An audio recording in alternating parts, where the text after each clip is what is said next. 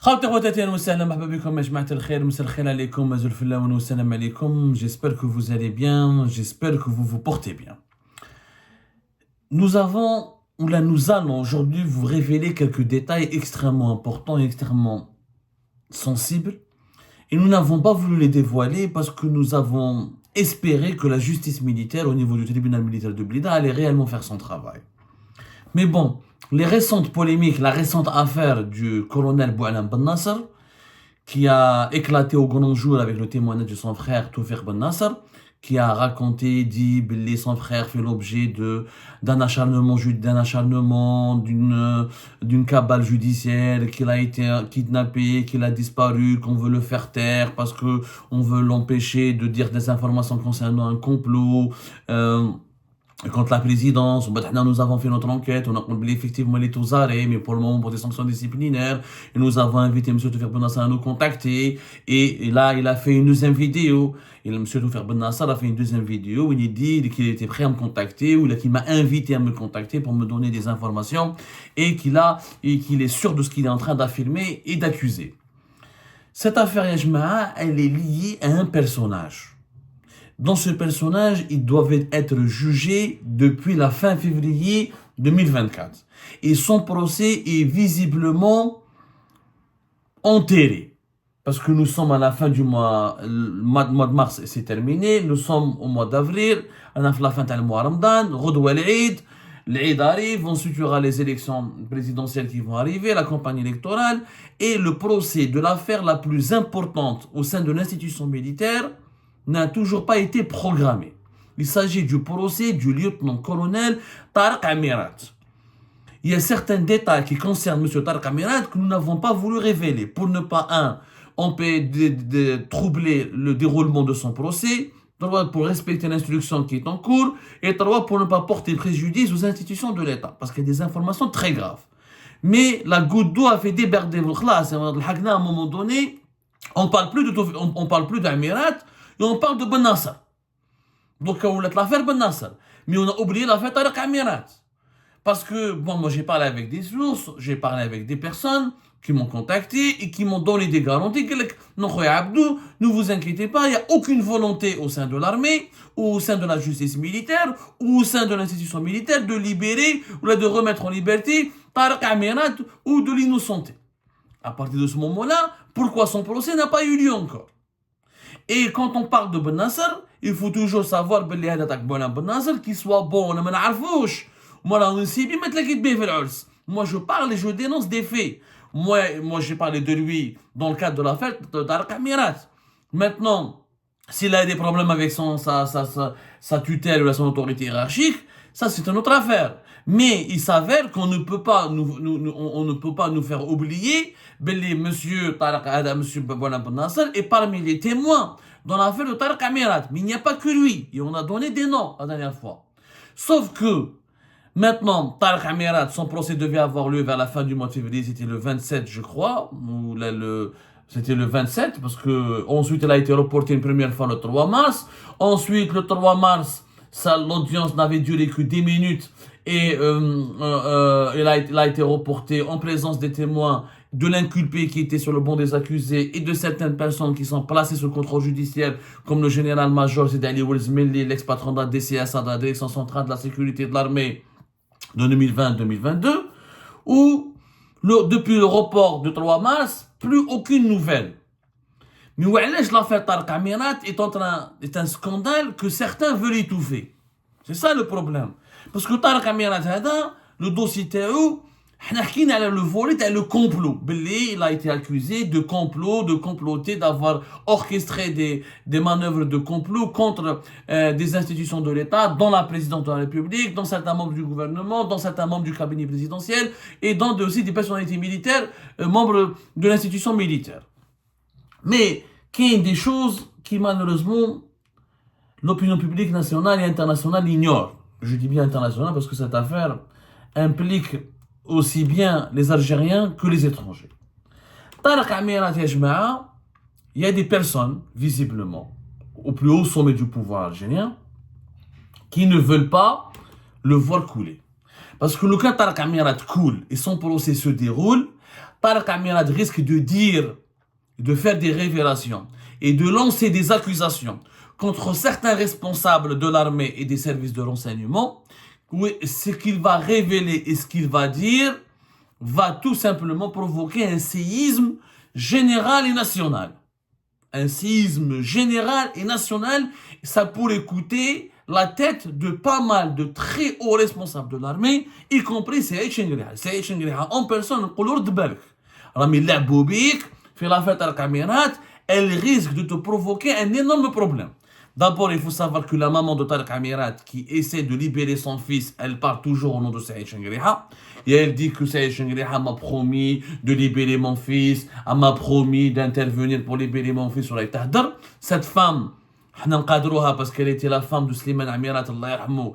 Quoi qu'il arrive, même si Slimane Amirat, un jour on va lui parler de lui, ça, il a eu un parcours controversé au sein du mouvement de libération nationale. Il a autant de détracteurs que d'admirateurs. Ça reste une personnalité, une personnalité nationale limite, mais elle n'a jamais été rappelée à l'ordre. Elle parle au nom de Saïd Chengriha, le plus normalement du monde, et elle promet aux personnes, et elle promet à sa famille, aux personnes qui la fréquentent à Alger, que son fils va se libérer, comme si le verdict de son procès était d'ores et déjà connu. L'affaire Tarek Amirat Ajma'a fait plusieurs dossiers. Mais le dossier, c'est le complot. Le fameux réseau de comploteurs, d'officiers comploteurs qui ont été arrêtés, ce réseau qui a été démantelé à travers plusieurs arrestations menées en été, entre juillet et août, notamment le mois d'août 2022, par les éléments de la DGS, la Direction Générale de la Sécurité Intérieure, l'équipe qui travaille au niveau de la Kazan Antar de Ben Akhnou. C'est eux qui ont démantelé ce réseau d'officiers comploteurs, qui utilisaient leurs fonctions et leurs pouvoirs au sein de la DDSE et de la Direction Centrale de la Sécurité de l'Armée pour faire des faux rapports, pour bidonner des rapports, pour faire fuiter des informations qui étaient fausses, ou là pour détourner des rapports confidentiels afin de les manipuler et de les utiliser pour alimenter des campagnes médiatiques contre certains responsables de l'État dans le but de les discréditer, de provoquer leur chute et de justifier l'ouverture d'enquêtes judiciaires à leur encontre, notamment par le service de la DCSA, Direction Centrale de la Sécurité de l'Armée. Mais l'affaire Tarek Amirat Hada, c'est une bombe au sein de l'institution militaire et vous allez comprendre maintenant pourquoi son procès tarde à s'organiser, tarde à avoir lieu. Pourquoi les juges ont du mal à traiter son affaire. Pour une raison simple, c'est qu'il y a deux autres dossiers pour lesquels Tarek Amirat doit être jugé. Le premier dossier concerne un disque dur. Tout a commencé en 2013 par un disque dur. Un disque dur qu'un lanceur d'alerte, que je ne vais pas révéler le nom, je ne vais pas révéler les noms des témoins, parce que dans l'affaire de Tarek Amirat, effectivement, il n'y a pas que Boualem Ben Nasser comme témoin. Il y a d'autres témoins. Il y a d'autres témoins dans cette affaire. Les Houma, je ne vais pas citer leur nom, mais nous sommes des lanceurs d'alerte, nous sommes des personnes qui ont connu Tarek Amirat, qui étaient ses proches, nous sommes des personnes, des citoyens algériens résidant à l'étranger, qui ont connu les services de sécurité, les représentants des services secrets algériens ici en France à travers les consulats et l'ambassade d'Algérie en France, et qui les ont aidés, ou là qui les ont côtoyés au moment où le scandale, la première affaire dont personne n'a voulu parler, parce qu'elle était ultra sensible, c'est l'affaire du disque dur. C'est quoi cette affaire? En 2013, un lanceur d'alerte, il met de l'eau, de façon délibérée, des raisons importantes, à la veille des élections présidentielles de 2014 pour le 4e mandat, certains relais puissants au sein de l'institution militaire et au sein des services de renseignement ont voulu empêcher le 4e mandat, parce qu'Abdelaziz Bouteflika, rappelez-vous, n'a pas écouté le général Toufer qui l'avait dissuadé de faire un 4e mandat et qui lui a demandé de partir. Mais je veux dire, le général Toufer, en 2015, septembre 2015. Il y avait un disque dur qui contenait les comptes bancaires de Saïd Bouteflika en Suisse et les opérations financières illicites et illégales de pas mal de membres du clan de Bouteflika, dont les hommes d'affaires, dont Saïd Bouteflika en personne et plusieurs de ses amis, de ses contacts en Suisse. Tout ça a été dissimulé dans un disque dur qui a été remis à un lanceur d'alerte qui était établi à Paris. Le lanceur d'alerte, il contacte un employé qui travaille au niveau du consulat d'Algérie à Pontoise. Pontoise, c'est une ville à côté de Cergy qui est située dans la région parisienne. L'employé était un contractuel, mais qui avait des relations avec les services secrets algériens. D'ailleurs, son recrutement au niveau du consulat d'Algérie à Pontoise a été recommandé au ministère des Affaires étrangères par une recommandation, par une lettre officielle qui a été adressée à l'époque entre 2012 et 2013 par les services secrets algériens à travers de l'enseignement extérieur qui était la direction, qui est toujours la direction de la documentation de la sécurité extérieure. La direction de la documentation de la sécurité extérieure, c'est le renseignement extérieur algérien. La direction générale de la sécurité intérieure, c'est le renseignement intérieur algérien. Donc, je vais rester très professionnel. Ne pas citer les noms et les prénoms des témoins, ne pas les compromettre, ne pas les mettre en danger, tout en respectant l'instruction. Mais comme les juges ne veulent pas faire leur travail, et comme je sens il y a une volonté manifeste de libérer absolument Monsieur Tarek Amirati, dont la maman se targue, elle est l'amie de Shengriha, elle veut absolument le libérer. Il était de notre devoir pour protéger la patrie, pour protéger l'intérêt général, et parce que Tarek Amirati est un homme extrêmement dangereux. Extrêmement dangereux. S'il venait à être libéré, je vous assure que le pays, sa sécurité nationale, serait gravement compromise parce qu'il a des connexions à l'étranger et en Algérie. Il baigne dans des manœuvres immorales d'une extrême gravité. La preuve, d'être l'affaire d'un disque dur. Donc 2014, un lanceur d'alerte contacte l'employé d'un consulat de Pontoise. Le consulat de Pontoise, au début, il a contacté directement Alger, la DDSE. Quand le contact direct c'était Shkoun, c'était Tarek Amirat. À l'époque, en 2013, Tarek Amirat était même pas commandant, il était capitaine. Il travaillait dans un service, c'est la section recherche du renseignement extérieur algérien. Section recherche, c'est comme une brigade de recherche, c'est un service d'enquête et d'investigation. Contacté, le voilà, il y a un lanceur d'alerte qui prétend avoir un disque dur qui contient des preuves accablantes contre les membres de la famille Bouteflika et contre les alliés des membres du clan Bouteflika et qui, avec leurs avoirs et leurs opérations bancaires en Suisse. Contacté. En même temps, le lanceur d'alerte, il habitait une zone qui était, il résidait dans une zone qui était proche du consulat d'Algérie à Bobigny. À l'époque, on les consulats d'Algérie, quand l'ambassade, il y a un bureau de sécurité. Chaque consulat a un bureau de sécurité qui est dirigé par un officier des services secrets algériens. Le bureau de sécurité et les consulats sont toujours gérés par la DDSE. Il se trouve qu'à l'époque, en 2013, celui qui dirigeait le bureau de sécurité du consulat d'Algérie à Bobigny de 2010 à 2013, à l'époque, il était commandant, le fameux Boualem Ben Nasser, qui est aujourd'hui colonel et qui a disparu selon son frère et fait l'objet d'une arrestation arbitraire pour le faire taire et le faire disparaître parce qu'il dérange, parce qu'il détient des informations de complot contre la présidence, et selon d'autres sources, il est uniquement aux arrêts parce qu'il a commis des écarts disciplinaires. Quoi qu'il arrive, à l'époque, au moment des faits, quand il a le bureau de sécurité, le consulat d'Algérie à Bobigny. Le premier qui était en contact avec le fameux lanceur d'alerte qui avait le disque dur, c'était Boualem Ben Nasser. Le nom de côté, Hamza. C'était un commandant. Donc, c'était lui qui était normalement chargé de récupérer la preuve accablante contre la famille Bouteflika, la conseil Bouteflika et contre les membres d'autres du clan Bouteflika, et récupérer ce disque dur, l'analyser, faire un rapport sur son contenu et le transmettre directement à la direction de la DDSE, qui est de l'enseignement extérieur algérien. Sauf que la situation a totalement changé puisque le lanceur d'alerte a été manipulé par l'employé du consulat de Pontoise. Les Kalou ne le donne pas à Hamza, ne le donne pas au commandant Boualem Ben Nasser.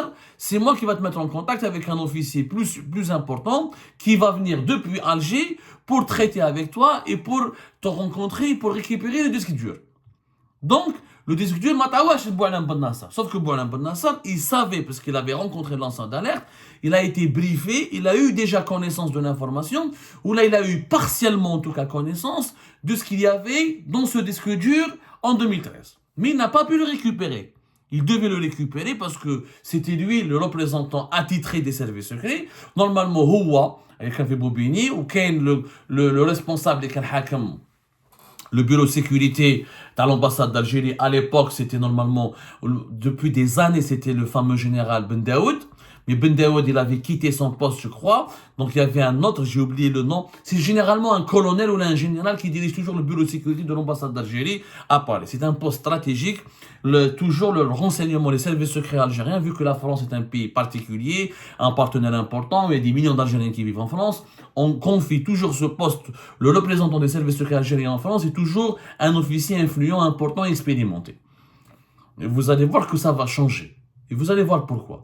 Donc, il y a eu des interventions qui ont influencé via le lanceur d'alerte, via l'employé de Pontoise, et le lanceur d'alerte a été convaincu de ne pas remettre le disque dur à Bouala Ben Nasser alias Hamza, et de le remettre à qui? À Tariq Amirat. C'est Tariq Amirat en personne qui va monter depuis Alger, qui va aller à Paris, qui va récupérer le disque dur.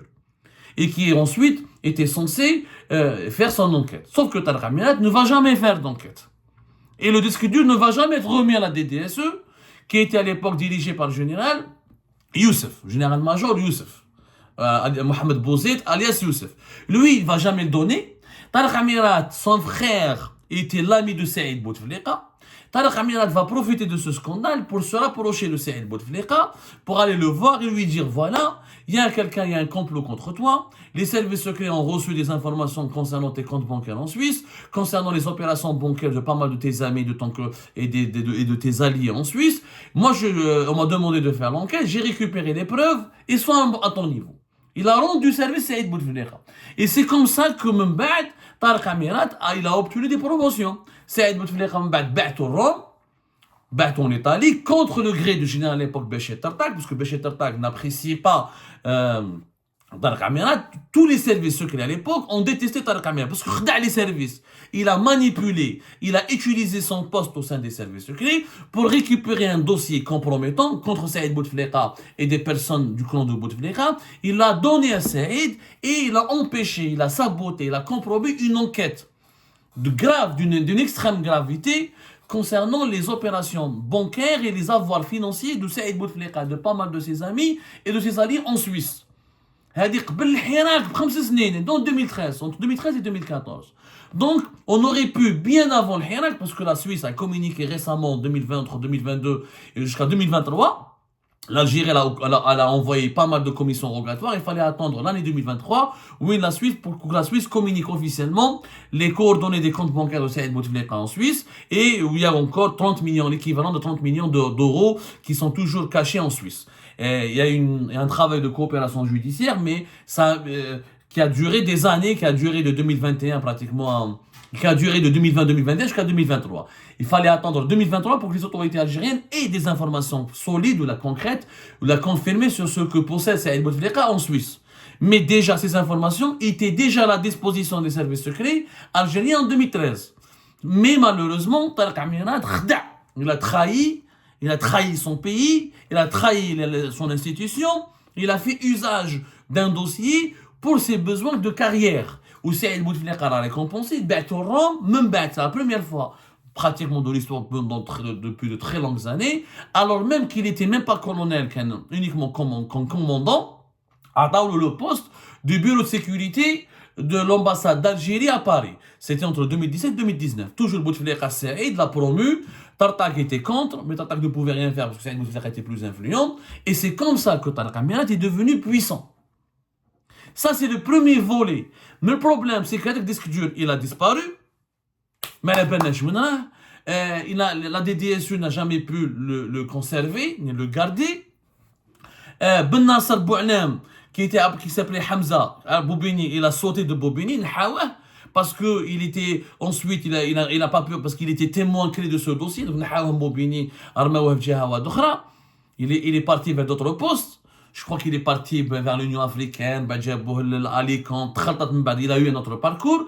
Tariq Amirat, il a énormément pris des galons. Il s'est construit, il s'est offert une belle carrière parce qu'il est devenu le numéro 1 de l'ambassade du bureau de sécurité de l'ambassade d'Algérie, le poste le plus prestigieux du renseignement extérieur algérien à l'étranger. Même pas ça, le Hirak. حتى que ça 2019 le Hirak, وين طاح طارق عميرات كي طاح سعيد بوتفليقه son protecteur, Gay Salah et ses réseaux se sont emparés du dossier de Tariq Amirat ورماوه في الحبس pendant 6 mois, de l'été 2019 jusqu'à février 2020. Mais le dossier هذا, les services secrets algériens le savaient. L'institution militaire le savait. Il n'y a que quelques témoins, منهم le premier lanceur d'alerte, un autre, l'employé du consulat de Pontoise, dont on ne sait pas s'il est encore employé ou pas. Nous sommes en train d'enquêter vers Gilipat. Nous allons vous révéler d'autres informations plus tard. On ne va pas précipiter parce qu'on ne veut pas vraiment, on ne veut pas bousculer ou la violer le secret d'instruction ou la bousculer le processus judiciaire. Mais comme il y a des tentatives d'ingérence dans le processus judiciaire, comme il y a une volonté, un plan pour libérer Tarek Amirat, donc c'est pour nous extrêmement dangereux. Donc, quand à Pontoise, quand à Bouana Ben Nasser, quand une certaine SIA qui était civile, mais qui travaillait, on appelle ça un PCA, un personnel civil assimilé, qui travaillait pour les services secrets algériens en tant que civil ici en France, à Paris, même pas le bureau de sécurité, le consulat général d'Algérie en nation, mais qui était au courant de cette affaire. Le peu de personnes qui étaient au courant de cette affaire ont été séparés. Certains qui ont accepté le silence et qui ont accepté de manœuvrer ou d'être les complices de Tarek Amirat dans ce détournement de ces pièces à conviction qui constituaient une base importante pour une enquête sur de graves affaires de corruption ont été promus, ont eu des promotions. Et celles et ceux qui ont voulu dénoncer cet abus de pouvoir ou là, ce détournement de ce dossier ou là l'usage extrêmement scandaleusement personnel de ce dossier ont été écartés. les postes. Malgré ce dossier, Tarek Amirat qui sort de la février 2020, دخلوه dans une autre affaire qui n'a rien à voir avec le disque dur. Tarek Amirat en 2019 دخلوه الحبس parce que il avait juste avant, pendant le Hirak, il avait accompagné une délégation dans la DGSE, dans les services secrets français, qui sont venus à Alger pour faire une rencontre officielle avec les services secrets algériens. Mais on rapporte, j'ai pas eu la preuve à l'époque, j'avais défendu Tarek Amirat. Regardez pour vous dire que je suis juste. Moi je suis un journaliste juste et clair et sérieux. Je ne dénonce pas les personnes, je parle sur les faits. À l'époque, j'avais défendu Tarek Amirat parce que on l'avait mis en prison pour une affaire qui était débile. En tant que chef du bureau de sécurité de l'ambassade d'Algérie à Paris, il avait pour mission d'accompagner les délégations dans les services secrets français quand ils viennent en Algérie. Parce qu'il est leur interlocuteur attitré officiel en France. Sauf qu'on reproche à Tarek Amirat d'avoir organisé une rencontre entre Saïd Bouteflika et la délégation dans la DGSE lorsqu'il y avait la crise politique de 2019. Ça s'est passé entre février et mars 2019. Entre février et mars 2019. C'est ce qu'on lui reproche. Moi, j'ai jamais eu la preuve que la délégation de la DGSE avait rencontré Saïd Bouteflika. Jamais eu cette preuve. C'est possible que oui, c'est possible que non. Mais en tout cas, ça ne constituait pas un scandale en soi, parce que lui, c'est pas lui qui pouvait empêcher cette rencontre. Et lui, il était juste leur interlocuteur. Il était l'interlocuteur numéro 1 des services secrets français ici, en France, en qualité de représentant des services secrets algériens. Même ils l'ont libéré. Ensuite, il a été réhabilité début 2021 par le fameux général-major Mahfoud, qui avait dirigé de 2021 à 2022 l'enseignement extérieur. Ou a un poste important. Ou la numéro 2 de la cellule anti-subversion dans la DDSE. Donc, au cours de chemin, il a été réhabilité. Normalement, pour être réhabilité, la sécurité militaire, la direction centrale de la sécurité militaire doit donner sa caution. La direction des services secrets doit donner sa caution. La présidence doit donner sa caution. Son retour a été cautionné. Sa réhabilitation a été acceptée. Alors qu'on sait très bien qu'il avait volé un disque dur contenant des informations importantes sur le détournement de l'argent public, le détournement de l'argent passé à Bouteflika et une partie de son clan depuis 2013. Regardez la gravité de la situation. Regardez comment le système fonctionne en Algérie. Même بعد août 2022. علاش août 2022 Tarek Amirat? Parce qu'il y avait une affaire de corruption. Quelqu'un l'a dénoncé. Il y avait une affaire de corruption qui implique un organisme italien à Alger. Ils ont dénoncé une affaire de corruption. Ils leur ont fait du chantage, etc. Ils l'ont interrogé. D'ailleurs, les حكموا تاعكم اسمه le commandant Rafiq à la DGSI à la Kazan Antar. Qui حكموا? Au départ, حكموا pour une simple audition. Qui حكموا, il était à bord de son véhicule. داوها العنتر في août 2022 pour l'interroger. Au cours de l'interrogatoire, Tarek Amirat s'est comporté de façon extrêmement dangereuse, extrêmement intrigante. Voilà, extrêmement intrigante. Plus à 3 reprises, il disait aux enquêteurs de la DGSI, il leur disait, s'il vous plaît, appelez ma femme, elle doit récupérer la voiture. Appelez ma femme, elle doit récupérer ma voiture. Appelez ma femme, elle doit récupérer la voiture. Alors, le commandant navire, il s'est posé des questions. Il a dit, mais femme, depuis là, il est on est en train d'interroger dans une affaire de corruption. Et on va le placer en garde à vue. Il a s'est douté. Ils sont partis fouiller la voiture. En fouillant la voiture, ils ont trouvé un laptop. C'est dans ce fameux laptop Tata Kamirat où ils ont trouvé, ils l'ont craqué, etc. Ils ont trouvé la jupe. Qu'est-ce qu'ils ont trouvé? Ils ont trouvé Belli, il rédigeait des lettres anonymes et trafiquait des faux rapports. Il envoyait ces informations à l'étranger, à des personnes installées à l'étranger. Il envoyait ces lettres anonymes et ces rapports à la DCS, à la Direction centrale de la sécurité militaire. Et ce sont des lettres anonymes, des informations qui visent des conseillers de la présidence, des ministres membres du gouvernement, des généraux qui occupent des fonctions au sein de l'armée, des ambassadeurs et des diplomates, des directeurs généraux, des responsables de sociétés publiques. كان داير un complot général. هو بالورديناتور تاعو هو يكتب لي لتر انونيم يبعثهم لا دي سي اس ولا يكتب دي فو رابور ويبعثهم لا دي سي اس. La DCS ensuite elle ouvre une enquête où elle va justifier son enquête par ces lettres anonymes qui sont adressées par Tarek Amirat. On n'a pas les rapports qui sont adressés par Tarek Amirat, mais la DCS ne savait où, je ne sais pas, est-ce qu'elle était au courant ou pas. Ça, c'est Sidi Ali Ouelzmeli qui est placé sous contrôle judiciaire dans cette affaire qui doit nous répondre. Il y avait des manœuvres de complot, elles étaient manipulées. Ensuite, ils ouvrent des dossiers judiciaires, où ils hellent des enquêtes. Même dans les enquêtes, ils arrivent au bureau de Saïd Chengriha, ou là au bureau du tribunal militaire de Blida. Ensuite, la DCS, elle envoie aussi une copie vers la présidence. Du coup, Tarek Amirat, il a alimenté une véritable machine de complot, en essayant de faire tomber un grand nombre de fonctionnaires de l'État et de dirigeants, civils et militaires, en bidonnant des rapports, en faisant des lettres anonymes, en manipulant des informations, et les envoyer même à des relais médiatiques basés à l'étranger pour s'attaquer, pour dénigrer, pour diffamer ces personnalités politiques et militaires, afin de les exposer médiatiquement à des accusations de corruption, de détournement d'argent public, ou là des accusations de trahison, etc., pour justifier l'ouverture à la rencontre de la part de la DCSA d'enquêtes assez accablantes. Faqoulou. C'est à ce moment-là où il l'affaire du complot.